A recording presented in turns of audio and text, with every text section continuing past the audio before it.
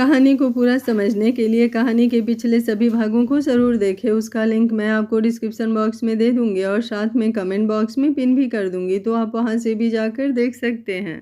अगली सुबह सूरज की हल्की सुनहरी किरणें कपूर मेंशन की बड़ी बड़ी खिड़कियों से होकर अंदर फैल रही थी। पूरे घर में एक सुकून भरी शांति थी। हमेशा की तरह अनुराधा सबसे पहले उठ गई थी। नहाकर तैयार होने के बाद वो सीधे मंदिर में गई और बड़ी श्रद्धा से आरती करने लगी। उसके होठों पर धीमी धीमी प्रार्थना थी और चेहरे पर वही मासूम सुकून। आरती खत्म करके उसने पूरे घर में प्रसाद बांटा और फिर अपने कमरे में जाकर तैयार होने लगी। आज उसने पहली बार उन नए कपड़ों में से एक ड्रेस पहनी थी जो रणबीर उसके लिए खरीद कर लाया था। वो एक खूबसूरत लाल रंग की लॉन्ग अनारकली ड्रेस थी जिसके साथ हल्का सा दुपट्टा था। जब उसने आईने में खुद को देखा तो कुछ पल के लिए खुद ही हैरान रह गई। उसे अब भी विश्वास नहीं होता था कि ये सारे कपड़े उसके अपने हैं। दूसरी तरह रणबीर भी उठ चुका था। रात भर अधूरी नींद के बावजूद आज उसके चेहरे पर अलग ही ताजगी थी। तैयार होकर जब वो नीचे डाइनिंग हॉल में आया तो उसकी नज़र सबसे पहले अनुराधा पर पड़ी और कुछ पल के लिए वो वहीं रुक गई। लाल रंग की ड्रेस में वो सचमुच किसी गुड़िया जैसी लग रही थी। अनुराधा ने जैसे ही उसे देखा तुरंत मुस्कुराकर बोली, गुड मॉर्निंग दोस्त। उसके मुंह से अंग्रेजी सुनकर रणबीर और सावित्री जी दोनों हंस पड़े। रणबीर ने कुर्सी खींचते हुए कहा, गुड मॉर्निंग क्यूटी पाई, लगता है पढ़ाई शुरू होने से पहले ही अंग्रेजी आ गई तुम्हें। अनुराधा शर्माकर हंस दी। थोड़ी देर बाद तीनों साथ बैठकर नाश्ता करने लगे। नाश्ते के दौरान भी अनुराधा बार बार अपने ड्रेस के दुपट्टे को देखती और फिर मुस्कुरा देती। उसे आज सचमुच बहुत अच्छा लग रहा था। नाश्ते के बाद रणबीर ऑफिस के लिए निकल गया। जाते जाते उसने हमेशा की तरह उसके सिर पर हाथ रखा और प्यार से बोला, अच्छे से पढ़ना क्यूटी पाई, शाम को टेस्ट लूँगा आकर तुम्हारा। अनुराधा ने तुरंत गंभीर चेहरा बनाकर सिर हिला दिया जैसे कोई बहुत बड़ी जिम्मेदारी मिल गई हो। रणबीर उसकी ये हरकत देखकर मुस्कुरा दिया और ऑफिस के लिए निकल गया। कुछ देर बाद आदित्य भी आ गया। आज अनुराधा पूरी तैयारी के साथ कॉपी और पेन लेकर बैठी थी। पढ़ाई शुरू हुई तो जल्दी ही आदित्य को समझ आ गया कि अनुराधा सचमुच बहुत तेज दिमाग की लड़की है। अंग्रेजी उसके लिए नई थी लेकिन वो हर चीज़ एक बार समझाने के बाद तुरंत याद कर लेती थी। हिंदी, इतिहास और सामान्य ज्ञान में तो उसके जवाब सुनकर आदित्य खुद प्रभावित हो गया। वो लगातार नोट्स बनाती रही, सवाल पूछती रही और हर नई चीज़ को बड़ी उत्सुकता से सीखती रही। लगभग 3 घंटे की पढ़ाई बीत गई, किसी को पता ही नहीं चला। ट्यूशन खत्म होने के बाद आदित्य ने मुस्कुराते हुए अपनी किताबें बंद की और अनुराधा की कॉपी की तरफ देखकर कहा, बहुत बढ़िया अनुराधा, तुम्हारी समझने की क्षमता बहुत तेज़ है। जिस स्पीड से तुम चीज़ें पकड़ रही हो उससे लगता है कि तुमने पढ़ाई छोड़ी ज़रूर थी लेकिन पढ़ना कभी भूली नहीं। यह सुनकर अनुराधा के चेहरे पर ऐसी खुशी आ गई जैसे किसी छोटे बच्चे को उसकी पसंद की चीज़ मिल गई हो। उसने अपनी कॉपी को सीने से लगा लिया और बार बार उन नए अंग्रेजी शब्दों को देखने लगी जो आज उसने सीखे थे।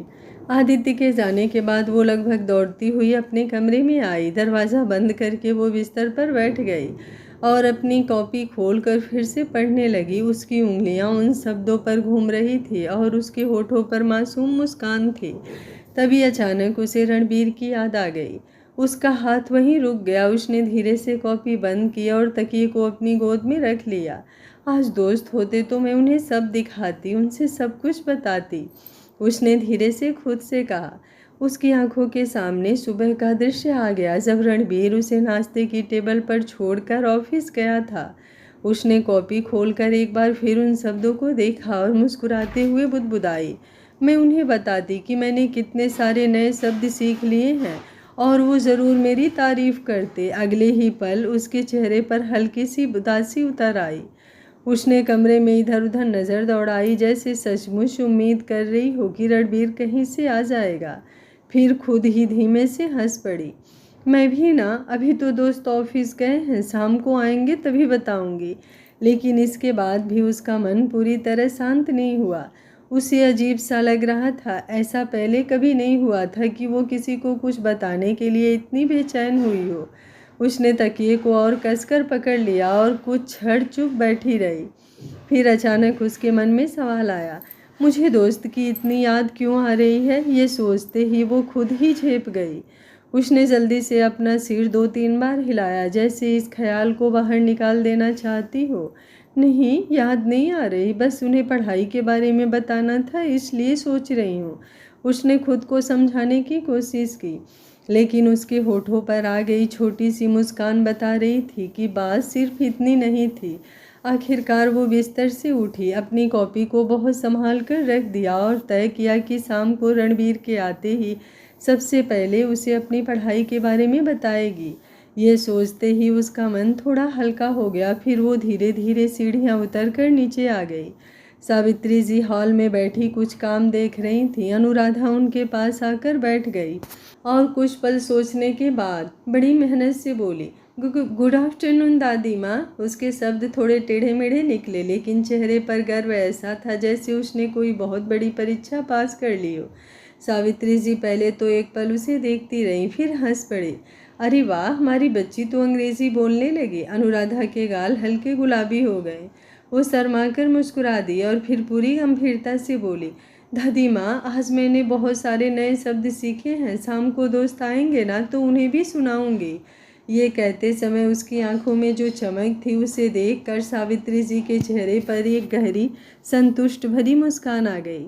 उन्हें महसूस हो रहा था कि बरसों बाद ये बच्ची फिर से सपने देख रही थी और किसी का इंतज़ार भी। शाम ढल चुकी थी। ऑफिस से वापस लौटते हुए रणबीर की गाड़ी जैसे ही एक प्रीमियम आइसक्रीम पार्लर के सामने से गुजरी, उसकी नज़र अनायास ही वहाँ लगे बड़े बोर्ड पर चली गई। अगले ही पल उसके होठों पर मुस्कान आ गई। उसे याद आ गया कि कल किस तरह अनुराधा बच्चों की तरह उत्साहित होकर आइसक्रीम खा रही थी।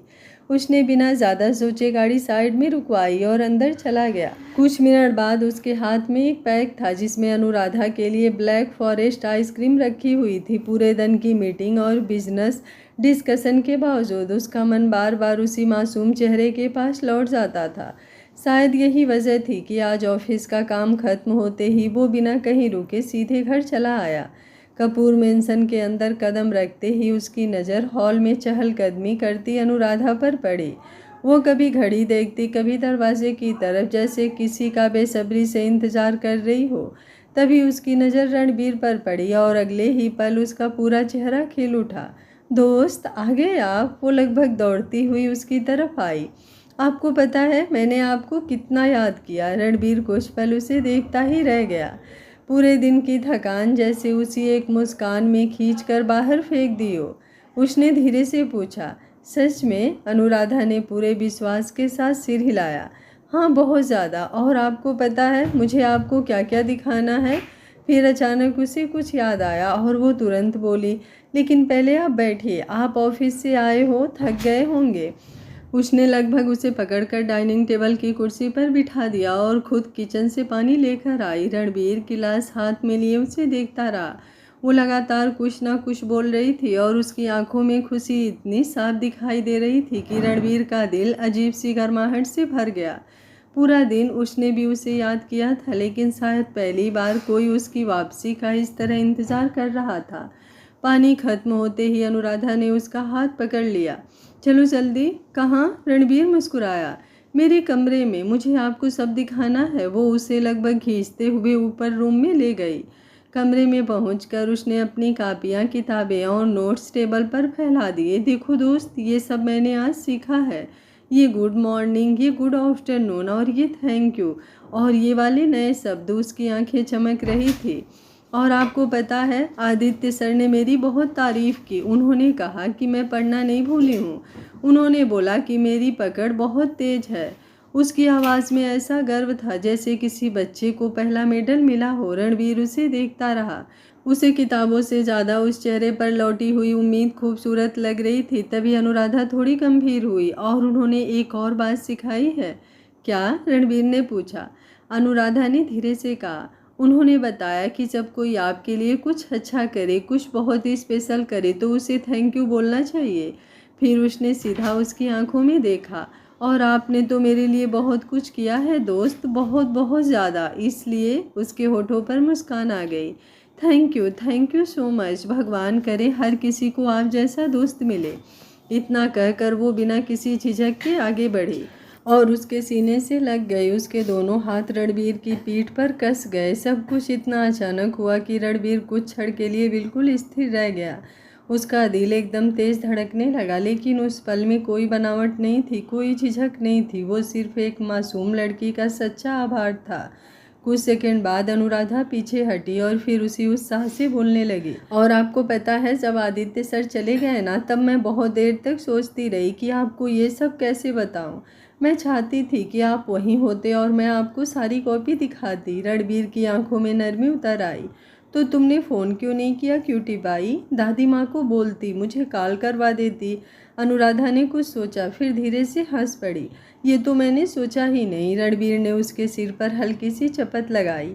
अगली बार याद रखना, अगर तुम्हें कुछ अच्छा लगे, बस बात करने का मन करे, तो इंतज़ार मत किया करो। अनुराधा ने तुरंत सिर हिलाया। ठीक है दोस्त, अगली बार मैं आपको तुरंत फ़ोन करूंगी। रणबीर अपने मन में बोला। मुझे भी तुम्हारे फ़ोन का इंतज़ार रहेगा क्यूटी पाई। तुम्हें क्या ही पता कि ये दिल कितना बेचैन रहता है तुम्हारी आवाज़ को सुनने के लिए। अनुराधा की चमकती हुई आंखें और उत्साह भरी बातों को कुछ देर तक सुनने के बाद रणबीर के होठों पर एक गहरी मुस्कान आ गई। उसे महसूस हो रहा था कि आज इस मासूम लड़की की खुशी किसी भी बड़ी बिजनेस डील से कहीं ज़्यादा कीमती है।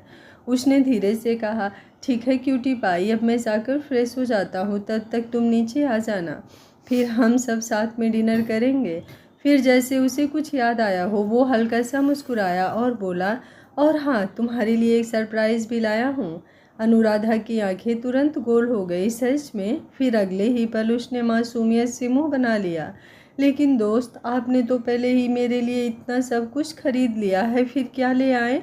और आप मेरे ऊपर इतना पैसा खर्च मत किया करिए, मुझे अच्छा नहीं लगता। उसकी आवाज़ में कोई बनावट नहीं थी, बस सच्ची चिंता थी।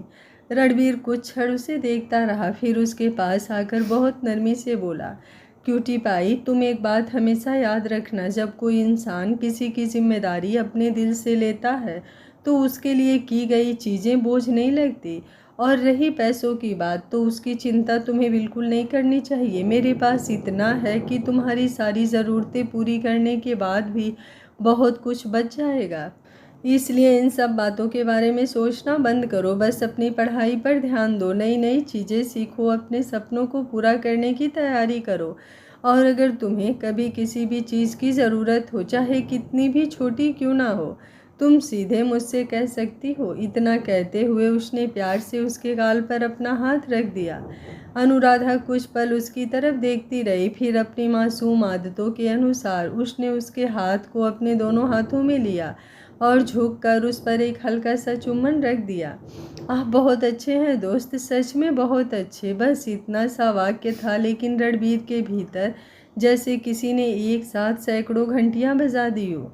उसकी धड़कनें अचानक तेज हो गई। उसे लगा जैसे उसका दिल अपनी लय रफ्तार भूल गया हो। उधर अनुराधा बिल्कुल सामान्य थी, जैसे उसने कोई बहुत साधारण बात की हो।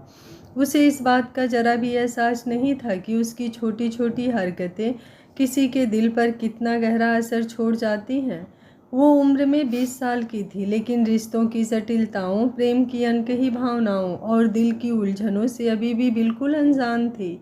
उसके भीतर आज भी वही सीधी साधी साफ दिल वाली गांव की लड़की रहती थी, जो अपनापन महसूस करती थी तो उसे छिपाना नहीं जानती थी। दूसरी तरफ रणबीर था, जिसने दुनिया देखी थी, लोगों को परखा था, कारोबार की कठोर दुनिया में अपनी पहचान बनाई थी। ना जाने कितनी लड़कियां उसके करीब आने की कोशिश कर चुकी थी, किसी ने उसके नाम के लिए, किसी ने उसके पैसे के लिए, तो किसी ने उसकी ताकत के लिए, लेकिन कभी कोई उसके दिल तक पहुंच नहीं पाई थी। उसने हमेशा खुद पर नियंत्रण रखना सीखा था, अपनी सीमाएं और मर्यादाएं समझी थी। मगर इस मासूम सी लड़की के साथ बात कुछ और ही थी। वो खुद भी नहीं समझ पा रहा था कि आखिर ऐसा क्या है उसमें जो बार बार उसका ध्यान अपनी ओर खींच लेता है। शायद उसकी सच्चाई, उसकी मासूमियत, उसकी निश्चल मुस्कान, या शायद ये सब मिलकर कुछ ऐसा बन गया था जिसे रणबीर चाह कर भी अनदेखा नहीं कर पा रहा था। उसने गहरी सांस ली, अपने बिखरे हुए विचारों को समेटा और मुस्कुराकर कहा, चलो अब नीचे मिलते हैं। ये कहकर वो अपने कमरे की तरफ बढ़ गया। उधर अनुराधा भी अपनी किताबें और कापियाँ बड़े करीने से समेट कर टेबल पर रखने लगी।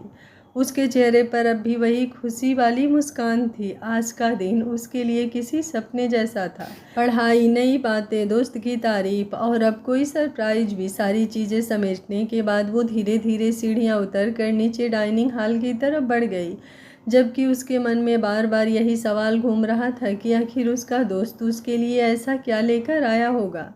डिनर का समय होते होते पूरा कपूर मेंशन फिर से रौनक से भर गया था। अनुराधा पहले से ही डाइनिंग टेबल के पास खड़ी थी और बीच बीच में सीढ़ियों की तरफ देख लेती थी। कुछ ही देर में रणबीर भी नीचे आ गया और उसके पीछे सावित्री जी अपने कमरे से माला समेटते हुए डाइनिंग हॉल में आ पहुंची।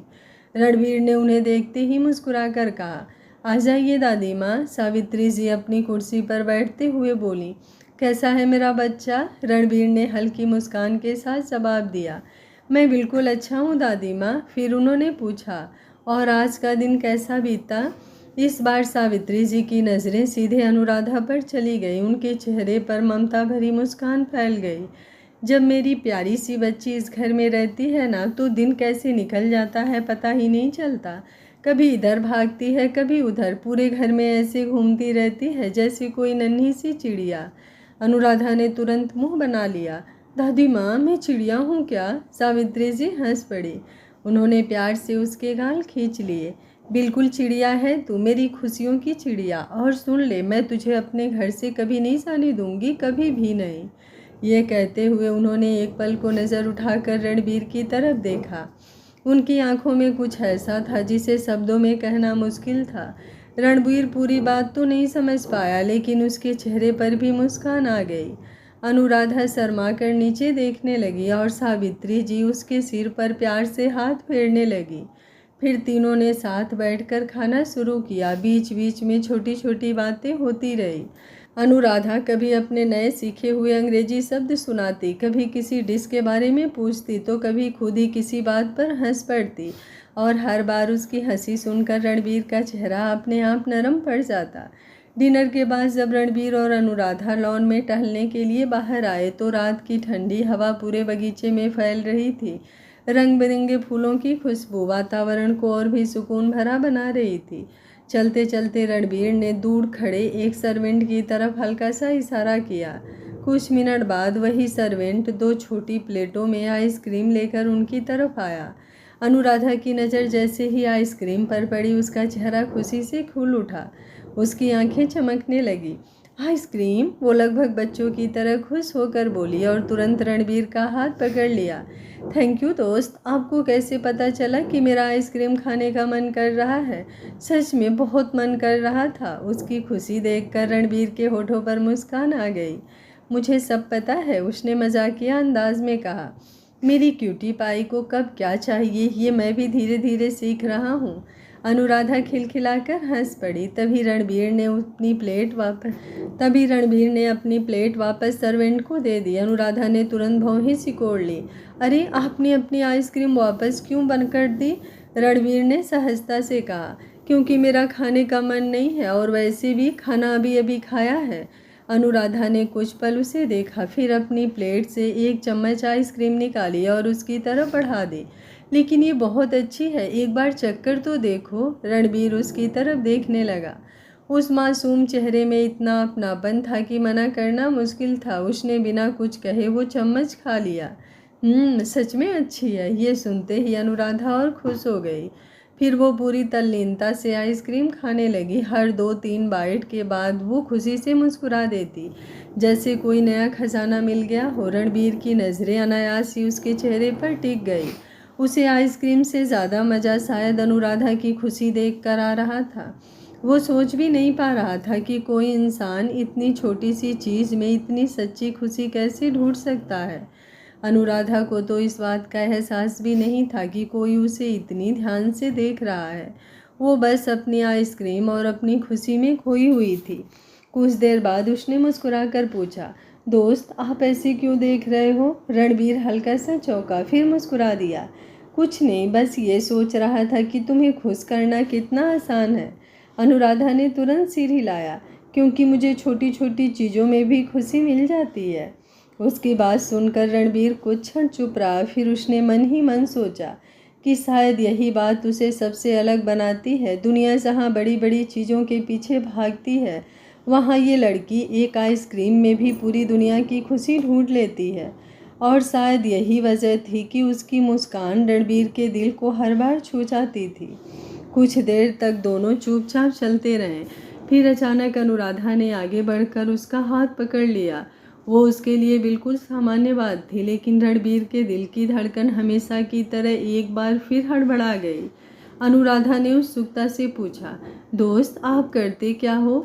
रणबीर ने अपनी भौहें उठाई। मतलब आपके पास इतना पैसा कहाँ से आता है? उसने पूरी गंभीरता से पूछा। आपने एक दिन में 10 लाख रुपए की शॉपिंग कर ली। हमारे गांव में लोग 100-200 रुपए खर्च करने से पहले भी 10 बार सोचते हैं। दादी कहती थी कि उनकी सहेली सावित्री जी का पोता बहुत बड़ा बिजनेसमैन है। इतना कहते हुए उसने अपने दोनों हाथों को जितना हो सके उतना फैला दिया। इतना बड़ा? उसकी हरकत देखकर रणबीर हंस पड़ा। अच्छा, इतना बड़ा? अनुराधा ने तुरंत हाँ में सिर हिला दिया। हाँ, बिल्कुल इतना बड़ा। रणबीर कुछ पल उसे देखता रहा, फिर मुस्कुराकर बोला, कोई बहुत बड़ा काम नहीं है क्यूटी पाई, मेरा बिजनेस है, बहुत सारी कंपनियां हैं, बहुत सारे लोग साथ काम करते हैं। फिर उसने मजाक में कहा, लेकिन अभी समझाऊंगा तो तुम बोर हो जाओगे। थोड़ा और पढ़ लो, थोड़ी और बड़ी हो जाओ, फिर आराम से सब समझाऊंगा। अनुराधा ने पूरी ईमानदारी से सिर हिला दिया। ठीक है। फिर अचानक उसे जम्हाई आ गई। उसने जल्दी से अपना मुंह ढक लिया। दूसरी जम्हाई आई तो खुद ही हंस पड़ी। मुझे नींद आ रही है दोस्त, और सुबह जल्दी भी उठना है। आदित्य सर ने जो पढ़ाया है उसकी प्रैक्टिस भी करनी है। फिर उसने पूरी गंभीरता से कहा, और आपको भी तो ऑफिस जाना होता है। चलो अब सोने चलते हैं दोस्त।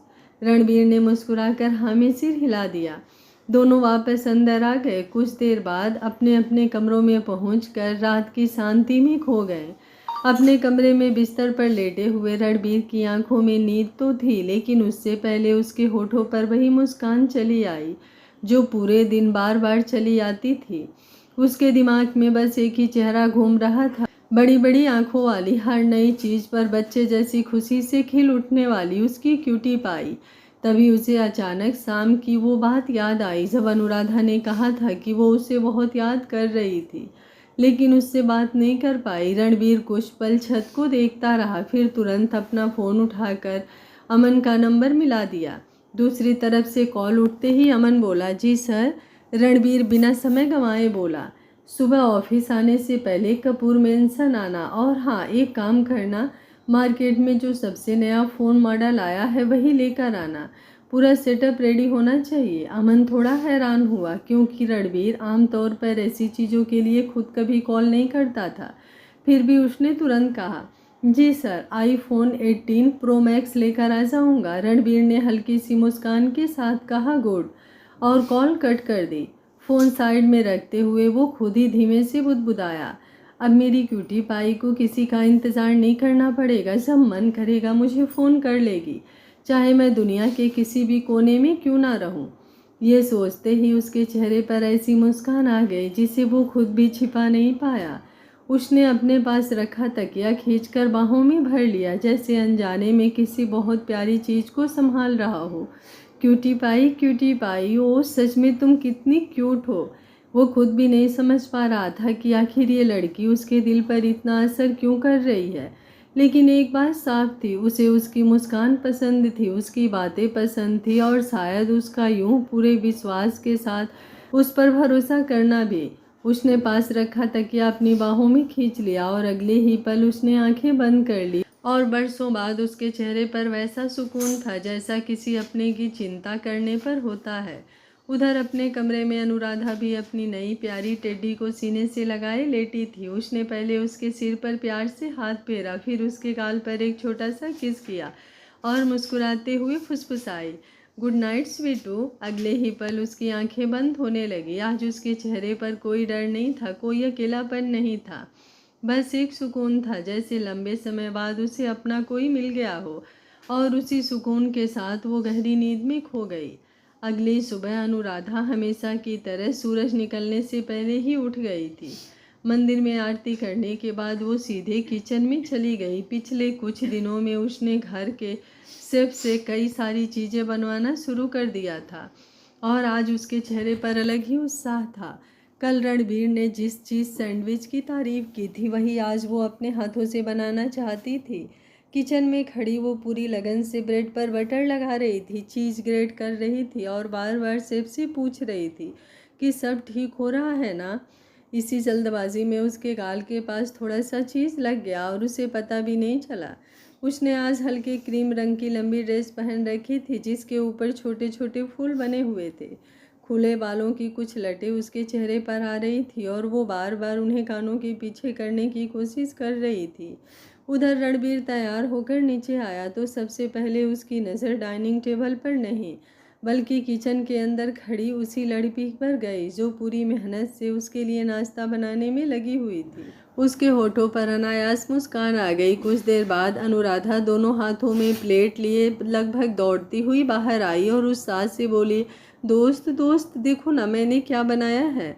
रणबीर अपनी कुर्सी पर बैठ गया। अनुराधा ने जल्दी से उसके सामने प्लेट रखी और चमकती आंखों से बोली, मैंने बनाया है आपके लिए, खुद बनाया है, आप खाकर बताइए ना कैसा बना है। उसकी आंखों में बिल्कुल किसी छोटे बच्चे जैसी उत्सुकता थी जो अपनी बनाई हुई चीज़ की तारीफ सुनने का इंतज़ार कर रहा हो।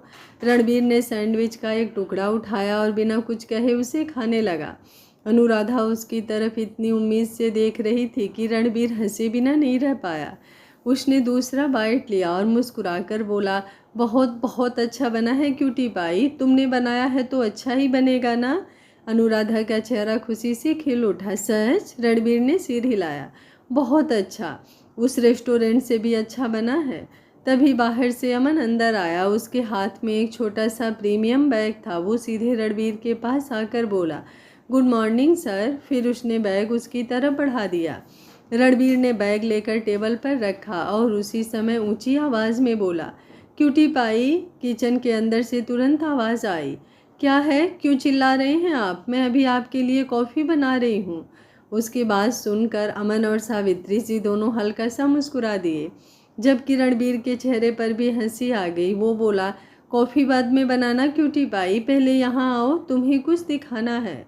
अनुराधा हाथ पोंछते हुए बाहर आई। उसके गाल पर अभी भी चीज का छोटा सा निशान लगा हुआ था जिसे देखकर रणबीर कुछ पल उसे देखता रह गया।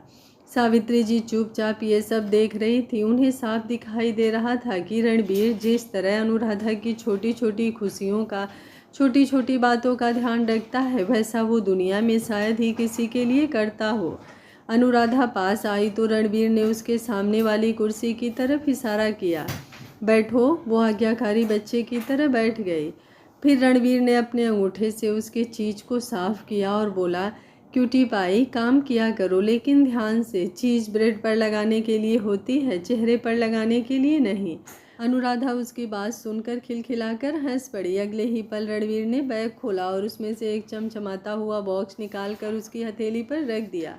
अनुराधा की आंखें एकदम गोल हो गई। वो कुछ सेकंड तक बॉक्स को देखती रही, फिर हैरानी से रणबीर की तरफ देखने लगी। ये, उसकी आवाज़ धीरे से निकली। रणबीर मुस्कुराया। खोलकर देखो। अनुराधा ने बहुत सावधानी से डिब्बा खोला, जैसे उसमें कोई बहुत कीमती खजाना रखा हो। जैसे ही उसने अंदर रखा नया फ़ोन देखा उसकी सांस अटक गई। उसने तुरंत सिर उठाकर रणबीर को देखा और मासूमियत से बोली, अरे ये तो वही फ़ोन है ना जिससे आप बात करते हैं। फिर उसने फ़ोन को दोनों हाथों से पकड़ लिया और धीरे से पूछा, लेकिन ये तो बहुत महंगा होगा ना, बहुत ज़्यादा पैसों का, ये किसके लिए है? उसकी आंखों में सचमुच हैरानी थी। ये तुम्हारे लिए है। मम्मा, मेरे लिए? जैसे उसे यकीन ही नहीं हो रहा था कि इतनी महंगी चीज़ किसी के लिए यूं ही खरीदी कैसे जा सकती है। नहीं, मैं इसका क्या करूँगी, मुझे नहीं चाहिए ये। उसकी वही मासूम प्रतिक्रिया देखकर रणबीर के चेहरे पर बेहद नरम मुस्कान फैल गई। जहाँ आजकल की लड़कियाँ महंगे गिफ्ट और पैसों के लिए कुछ भी कर सकती हैं, वहीं उसकी क्यूटी पाई सब कुछ अपनी मासूमियत में ही भुला देती है। आज के ज़माने का छल कपट और दुनियादारी से बहुत दूर है ये। रणबीर उसके चेहरे पर फैली हैरानी और खुशी को देखता रहा, फिर हल्का सा मुस्कुराकर बोला, तुम्हें मेरी याद आ रही थी ना क्यूटी पाई। तुम मुझे बहुत सारी बातें बताना चाहती थी लेकिन बता नहीं पाई क्योंकि मैं ऑफिस में था। इसलिए अब जब भी तुम्हें मेरी याद आए या मुझे कुछ बताने का मन करे तुम इस फ़ोन से मुझे कॉल कर लेना। और तुम पैसों की बिल्कुल चिंता मत करो, ये बहुत कम पैसों में मिलता है। अमन और सावित्री जी दोनों हैरानी से रणबीर की तरफ देखने लगे, लेकिन रणबीर के चेहरे पर ऐसा कोई भाव नहीं था जिससे वो दोनों उसके मन के अंदर क्या चल रहा है इसका अंदाज़ा लगा सकें। सच? अनुराधा की आंखें खुशी से चमक उठी। उसने तुरंत फ़ोन को अपने सीने से लगा लिया और उत्साहित होकर बोली, सच में ये मेरा है? आपने मेरे लिए लिया है? रणबीर ने मुस्कुराते हुए हाँ में सिर हिला दिया। सामने खड़े अमन और सावित्री जी दोनों चुपचाप ये नज़ारा देख रहे थे। अनुराधा के चेहरे पर जो खुशी थी वो किसी महंगे तोहफे की नहीं बल्कि उस अपनापन की थी जो उसे इस घर में मिल रहा था। लेकिन अगले ही पल उसके चेहरे की चमक थोड़ी फीकी पड़ गई। उसने फ़ोन को उलट पलट कर देखते हुए धीरे से कहा, लेकिन इसका क्या फ़ायदा? मुझे तो इसे चलाना ही नहीं आता। इतना बड़ा फ़ोन है, सब इंग्लिश में होगा, मैं इसे ख़राब ना कर दूं कहीं। मुझे तो समझ में भी नहीं आएगा कि इसमें क्या क्या करना है। आज का पार्ट आपको कैसा लगा कमेंट बॉक्स में अपनी राय ज़रूर दीजिएगा। कहानी अच्छी लग रही है तो वीडियो को लाइक कीजिएगा। Thank you for watching. मिलते हैं कहानी के अगले भाग में, तब तक स्वस्थ रहिए, मस्त रहिए, अपना ख्याल रखते रहिए।